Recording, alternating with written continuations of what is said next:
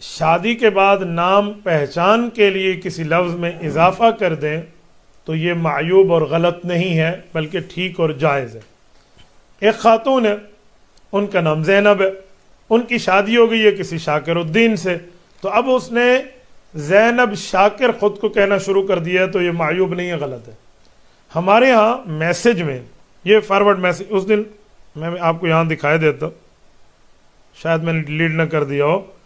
مجھے بھی ایک میسج آیا کہ شادی کرنے کے بعد اگر کسی خاتون نے اپنے خاوند کا نام اپنے ساتھ لگا لیا ہے تو یہ نعوذ باللہ نسل حلال سے نکل گئی ہے، اور یہ اس کو عذاب ہوگا، اور یہ ہوگا اور وہ ہوگا، اور پتہ نہیں کیا کیا احادیث نیچے لکھی ہوئی تھی۔ اور وہ جتنی احادیث اور آیات کی بات ہے نا، وہ تب ہے جب کوئی اپنا نسب تبدیل کر دے،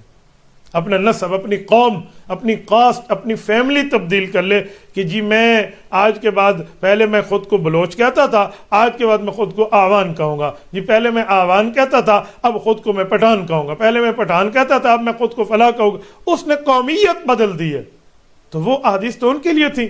اور ان نے فٹ یہاں کر دیا، تو یہ بالکل غلط ہے۔ قومیت تبدیل نہ کریں، لیکن اگر خاتون اپنے ساتھ پہچان کے لیے اپنے شوہر کا نام لگاتی ہے تو کسی قسم کی کوئی غلطی نہیں ہے۔ وہ اپنے والد کا نام لگاتی ہے تب بھی ٹھیک ہے، جائز ہے، لیکن اپنے شوہر کا نام ساتھ لگا دیتی ہے پہچان اور تعارف کے لیے، تو یہ کسی قسم کا کوئی پرابلم نہیں ہے، نہ اس کو کوئی عذاب ہے، نہ اس کے لیے کوئی پیمانے اور فیتہ لے کر آپ کھڑے ہو جائیں جی اتنا عذاب ہے، جی اتنا عذاب ہے، جی اتنی وعید ہے، جی اتنا مسئلہ ہے۔ ایسی کوئی بات نہیں ہے۔ شریعت نے نہ یہاں ڈرایا ہے، نہ یہاں بندے کو وہ دی، شریعت نے چھوٹ دی ہے، اس پر خاموشی ہے۔ آپ کریں تو بھی ٹھیک ہے، نہ کریں تو بھی ٹھیک ہے، لیکن قومیت وہیں رہے گی،